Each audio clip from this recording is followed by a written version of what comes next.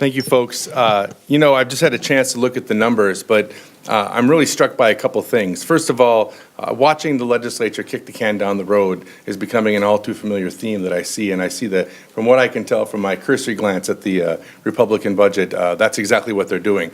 By my math, I don't even see them coming over inflation on their education spending. So they're not even keeping up with the cost of doing business for our schools, and we've been really drowning our schools in debt when it comes to providing the basic services they need to be successful and making sure the schools have the money they need. And we can simply do better than that. We have to recognize, and when I go door to door to my district and talk to folks at the Capitol here, they're really invested in making sure that our schools are as good as they can be.